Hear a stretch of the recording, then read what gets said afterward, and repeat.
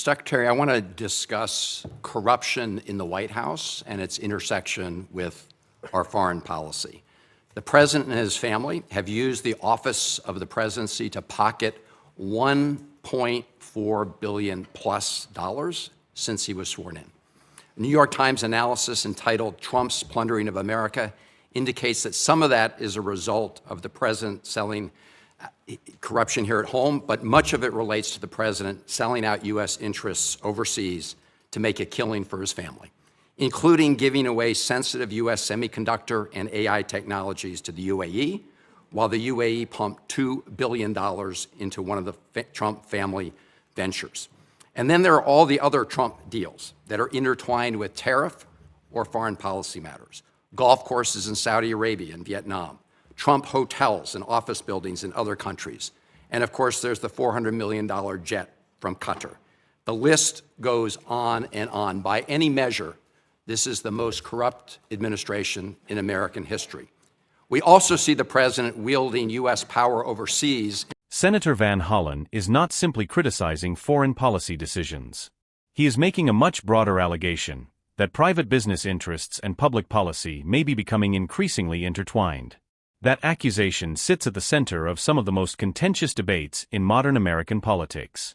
In a way that advances the interests of his billionaire buddies at the expense of American interests.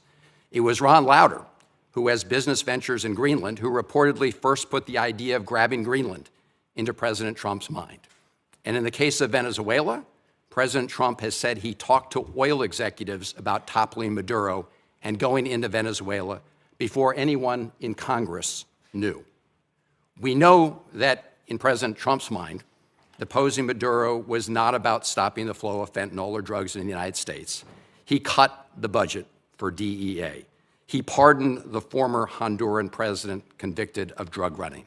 And the new president, Delcy Rodriguez, has herself been long suspected by DEA of being involved in drug smuggling. She's also a longtime hardened communist leader, so this operation certainly was not about bringing more freedom and democracy to Venezuela. In fact, the president told us what it was all about at his big press conference after seizing Maduro. The president said it was about oil, oil, oil. He used the word oil 19 times, never mentioned democracy or freedom or human rights. And so the pattern of corruption is clear.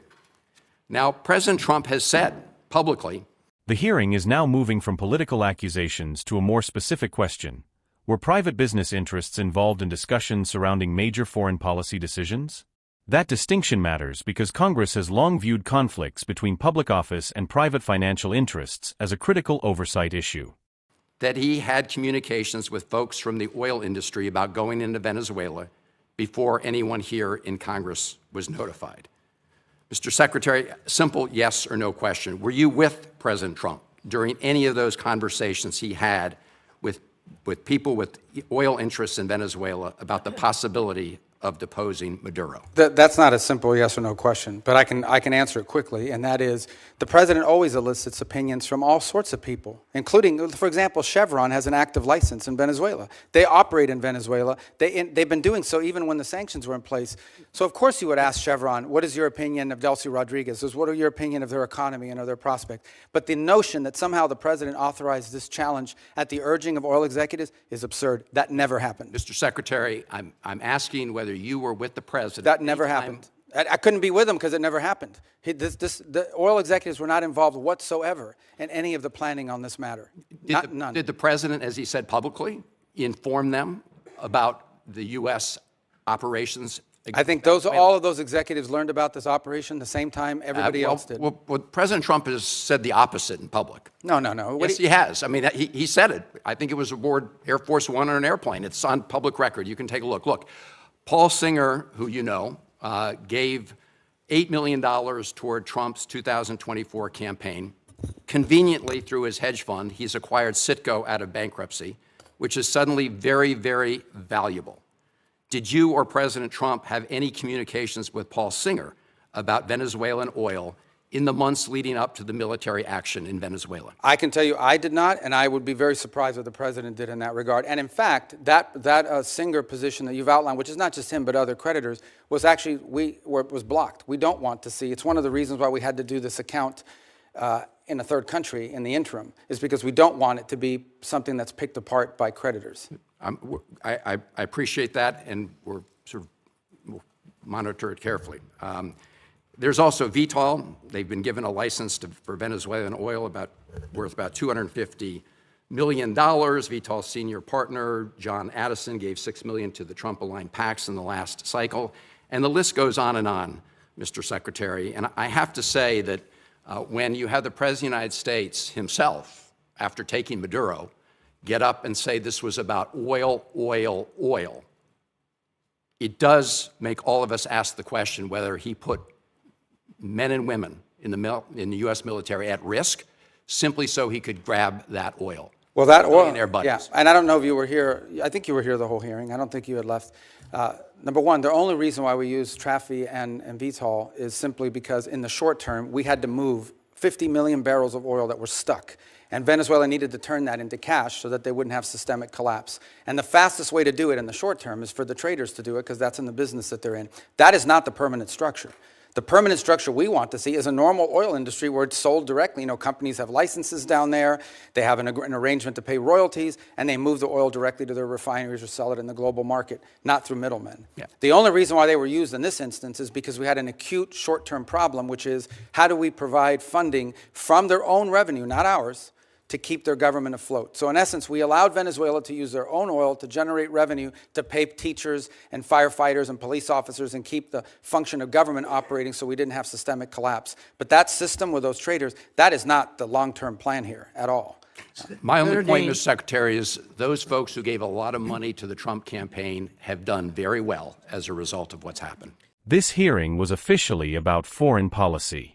But what unfolded inside the Senate Foreign Relations Committee was something much larger, a confrontation over one of the oldest questions in American democracy. Can the public trust that decisions made in the national interest are actually being made in the national interest? Senator Chris Van Hollen was not arguing about diplomatic strategy alone. He was arguing about motive. His central accusation was that the line between American foreign policy and private financial interests has become increasingly difficult to see. That distinction matters because allegations involving corruption often follow a familiar pattern.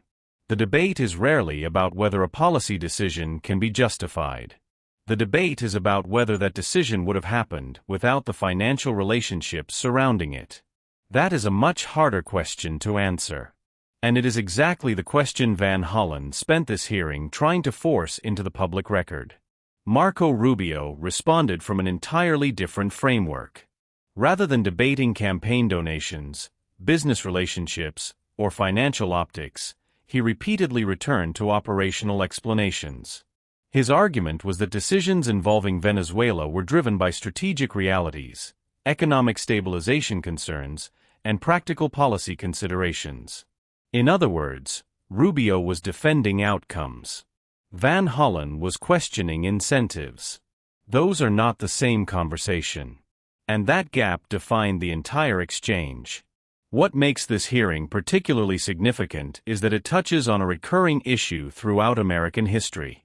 Concerns about financial influence over foreign policy are not new. They appeared during debates over the Gilded Age. They appeared during Cold War-era business controversies. They appeared during discussions involving defense contractors during Iraq and Afghanistan. And they continue appearing whenever private wealth intersects with government power. The reason is simple. Foreign policy decisions often involve enormous economic consequences. Trade agreements, energy markets, military contracts, sanctions, natural resources, international investment.